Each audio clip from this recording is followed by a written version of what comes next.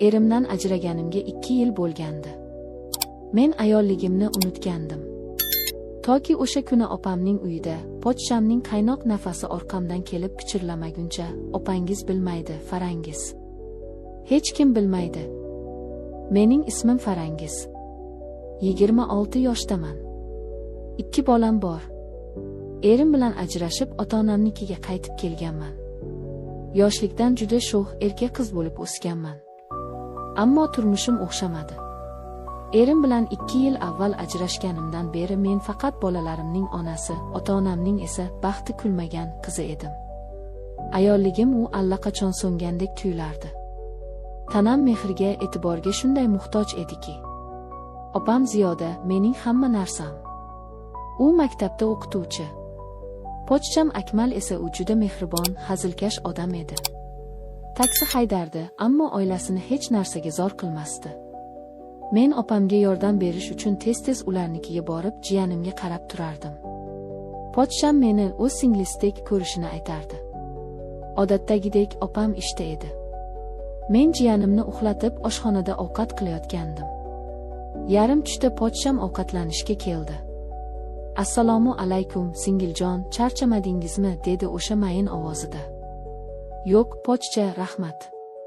Keling, ovqat tayyor, dedim jilmayib. U ovqatlanib o'tirarkan, menga g'alati tikilib qoldi. Farangiz, siz juda chiroyli ayolsiz. Eringiz ahmoq ekan. Bu gapdan qizarib ketdim. Qo'ysangizchi, pochcha. Men idishlarni yig'ishtirayotgan edim. U orqamdan keldi. Men o'girilmadim ham. Birdan uning issiq qo'llari belimdan quchoqlab oldi. Uning yuzi bo'ynimga tegdi. Nima qilyapsiz, pochcha?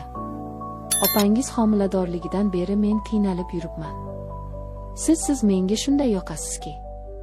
Men shokka tushdim. Yig'lab yubordim.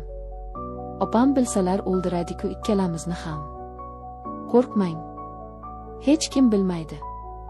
Bu bizning sirimiz bo'ladi. Men sizni anchadan beri yoqtirib qolganman. U shunday derkan, lablarimdan o'pdi. Men qarshilik qilmadim. Nega? Chunki ko'rmaganimga 2 yil bo'lgandi. Ehtiroslarim uyg'onib ketgandi. Ayolligim u o'lmagan ekan. Uning quchog'i shunday kuchli, o'pichi shunday otashin ediki. Yo'q, qo'rqaman, dedim u, lekin o'zim uni mahkamroq quchoqlab oldim. U meni ko'tarib gilam ustiga yotqizdi.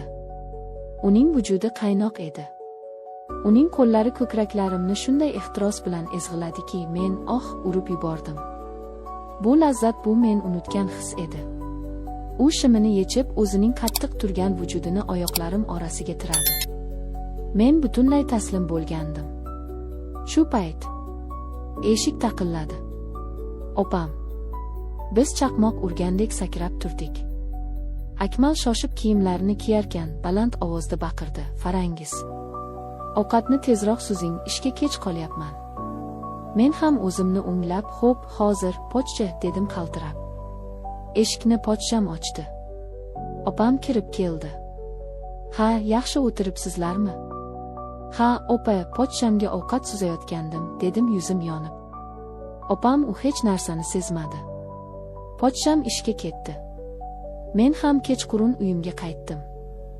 Yarim kechasi telefonim jiringladi. Pochcham. Farangiz, men chiday olmayman. Chiqa olasizmi? Syurprizim bor. Yuragim gupillab ketdi. Men xo'p dedim. Chiqdim. Mashinasida gul. U meni aldardi. Yuring, bir joyga olib boraman. Gaplashib o'tiramiz. Men yo'q deya olmadim. Yuragim qayerga borishimizni sezib turgandi. Mehmonxona. U 1 soatga xona oldi. Biz xonaga kirishimiz bilan u menga yopishdi. Kiyimlarimni yirtib yuborayozdi. Men ham buni shunday xohlardimki. Biz yalang'och holda karavotga yiqildik. U butun tanamni ochofatlik bilan o'pardi. Jonim, buncha shirin bo'lmasang. Uning qaynoq vujudi ichimga kirganda men lazzatdan baqirib yubordim. Bu men erimdan hech qachon olmagan otash edi. U to'xtamadi. Uning har bir zarbasi meni ham gunohga, ham jannatga olib chiqardi. Bizning nafasimiz bir-biriga qo'shilib ketdi.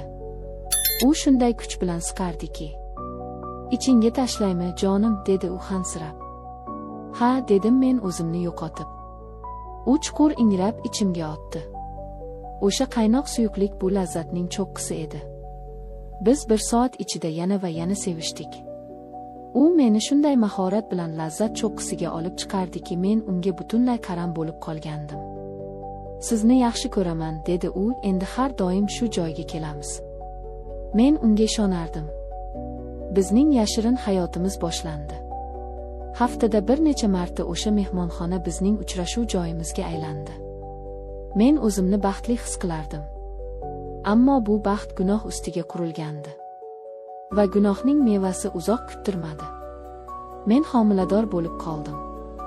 Unga aytganimda u vahimaga tushdi. "Nima qilamiz? Opang bilmasligi kerak." U menga pul berdi. Men bolani oldirib tashladim. Oradan yarim yil o'tdi. Biz yana ehtiyotkorsiz edik. Men yana homilador bo'ldim. Va yana men uni oldirib tashladim.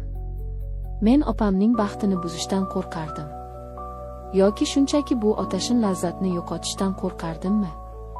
Hayot davom etardi. Men mazza qilib yashardim. Opam hech narsani bilmasdi. Men shunday deb o'ylardim. Bir kuni opam qo'ng'iroq qildi. "Farangiz, uyga kel. Akmal akang mazasi bo'lmayapti." Men yugurib bordim. Uyda odam ko'p. Tez yordam mashinasi. Yuragim bir narsani sezgandek gupillab urardi. Ichkariga kirdim. Opam devorga suyanib, rangi oqarib ketgandi. U menga qaradi. Uning nigohlarida na qayg'u, na yosh bor edi. Faqat sovuq bir nafrat. "Nega kelding?" dedi u pichirlab. "Opa podshamga nima qildi?" "O'ldi", dedi u o'sha sovuq ovozda. Men qotib qoldim. "Nima? Qanday?" Opam menga yaqinlashdi va mening yuzimga qattiq shapaloq tortdi. "Hammasi sen tufayli. Fohisha." Men nima deyishni bilmasdim. "Opa, men hammasini bilardim", deb baqirdi u, "sizlarning o'sha mehmonxonangizni ham, abortlaringni ham." Men bugun unga aytdim. Hammasini. U chiday olmadi.